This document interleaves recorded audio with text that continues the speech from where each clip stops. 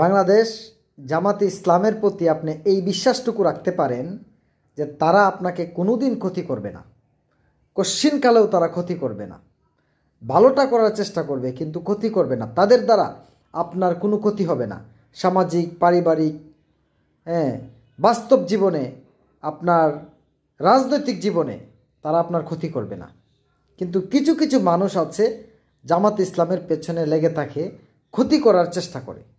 মূলত কি হয় জানেন? পরিশেষে তারা নিজেরাই ধ্বংস হয়ে যায়, কারণ স্বয়ং আল্লাহ তাআলা এখানে সাহায্য করে।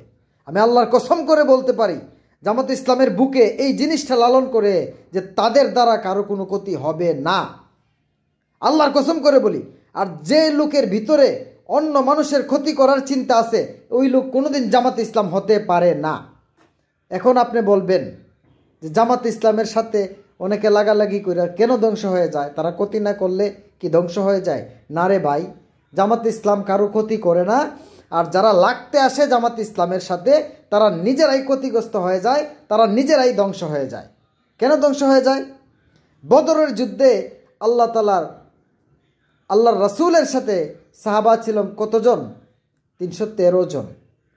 আর অপর পক্ষে হাজার হাজার সৈন্য ছিল। কারা ক্ষতিগ্রস্ত হয়েছে? কাফেররা ক্ষতিগ্রস্ত হয়েছে। কাফেররা কি হয়েছে? নিশ্চিহ্ন হয়ে গেছে, অস্তিত্ববিলীন হয়ে গেছে। তো অতএব আমি হুঁশিয়ারি করে বলতে চাই, যারা জামাতে ইসলামের বিরোধিতা করতেছে বা জামাতে ইসলামের বিরুদ্ধে লাগতেছে, জামাতে ইসলামের কিচ্ছু হবে না, কিচ্ছু হবে না। আপনারাই ধ্বংস হয়ে যাবেন, আপনারাই শেষ হয়ে যাবেন। কারণ আল্লাহর সাহায্য সরাসরি আছে। আপনারা এগুলো দেখতে পারেন না, আপনারা এগুলো দেখেন না, খালি চোখে এগুলো দেখা যায় না। ধ্বংস হয়ে যাবেন, এমনভাবে ধ্বংস হবেন যে আপনার অস্তিত্ব কেউ খুঁজে পাবে না। এমনভাবে ধ্বংস হবেন যে আপনাকে টেনে তোলার মতো কেউ থাকবে না। এমনভাবে ধ্বংস হবেন আপনাকে লোকে থুতু দিবে। কেন জানেন? কারণ জামাত ইসলাম তো মানসিকভাবে কারো ক্ষতি করে না, ঠিক না? কিন্তু আপনি কি করতেছেন? মানসিকভাবে, শারীরিকভাবে আপনি জামাতের ক্ষতি করতেছেন। অতএব এটার শেষ আছে।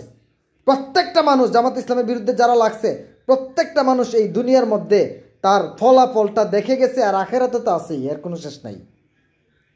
দুনিয়ার মধ্যে তার ফলাফলটা দেখে গেছে, দেখবে। যারা দেখে নাই তারা দেখবে। বুঝতে পারছেন? কারণ জামাত আল্লাহর উপরে বিশ্বাস করে, আল্লাহকে ভরসা করে। আল্লাহ তো স্বয়ংভাবে কি করে? জামাতকে হেল্প করে, ঠিক আছে? অতএব আপনার যদি তারা কোনো ক্ষতি না করে, আপনি তাদের ক্ষতি করার জন্য লাগবেন না। যদি লাগেন, আপনারা নিজেরাই ধ্বংস হবেন। আর এমনভাবে ধ্বংস হবেন যে আপনার অস্তিত্ব বলার মতো কেউ থাকবে না।